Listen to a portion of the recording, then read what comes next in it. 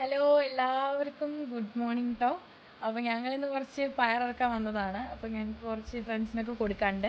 അപ്പോൾ എല്ലാം കുറച്ച് ദിവസം നമ്മൾ പറിച്ചില്ല. അപ്പോൾ എല്ലാം നമ്മളിന്ന് പറിക്കാമെന്ന് വിചാരിച്ചു കേട്ടോ. ഒത്തിരി പയർ മാത്രമാണ് അധികം വെച്ചിരിക്കുന്നത് കേട്ടോ. അപ്പം നമ്മുടെ പാവയ്ക്ക കണ്ടോ, 2-3 ആൾക്ക് ഞാൻ പറിച്ചു കേട്ടോ. അതിന് അകത്ത് നിൽക്കുന്നുണ്ട് കണ്ടോ.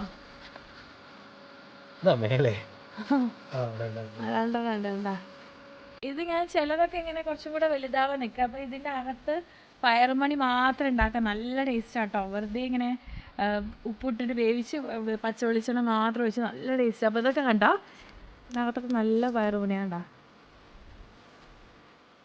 കണ്ടോ,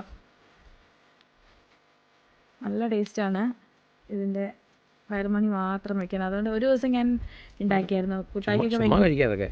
വെറുതെ കഴിക്കാം. ഞാനിങ്ങോട്ട് വരുമ്പോൾ എൻ്റെ പരിപാടി ഇതാണ്ടോ, ഈ വെണ്ടയ്ക്കയില്ലേ, ചെറിയ വെണ്ടയ്ക്ക, ഇതൊക്കെ ചുമ്മാ ഇതൊന്നും വളമൊന്നും ഇടാത്തല്ലോ നമ്മൾ. അപ്പോൾ ഞാനിങ്ങനെ ആട്ടെ, എനിക്ക് ഭയങ്കര ഇഷ്ടമാണ് കോവയ്ക്ക, വെണ്ടയ്ക്ക, തക്കാളി, കുക്കുമ്പർ, ഇതൊക്കെ ഞങ്ങൾ ഇത് പറിക്കാൻ വരുമ്പോൾ ഇതൊക്കെ തിന്നുകൊണ്ട് നടക്കല നമ്മുടെ പണിട്ടോ. ഇപ്രാവശ്യം നമുക്ക് പീച്ചിങ്ങി ഉണ്ടായിട്ടോ. അതേ ഉണ്ടോ, 5-6 നമ്മൾ പറിച്ചു. ഇതിപ്പോ ഇവിടെ ഉണ്ട്. വിത്തിന് ആയിട്ടുണ്ടോ നോക്കിയേ. ഇത് നമ്മളൊരു ഏഷ്യൻ സ്റ്റോറിൽ നിന്ന് അതിന്റെ വിത്ത് വാങ്ങിച്ചത് കേട്ടോ. ഇതാണ്ടോ നമ്മുടെ തണ്ണിമത്തന് ഇവിടെ ഒരു ചട്ടിയിലാക്കി വെച്ചിട്ടുണ്ടോ. കഴിഞ്ഞ പ്രാവശ്യം പിടിച്ചു നമുക്ക് നിറയെ തണ്ണിമത്തൻ. നല്ല മധുരാട്ടോ അതിന്. ചേമ്പ് നമ്മുടെ ഫ്രണ്ട് വന്നപ്പോൾ നമ്മൾ കുറേ ചേമ്പിന്റെ തണ്ടൊക്കെ കൊടുത്തു വിട്ടേ അവർക്ക്.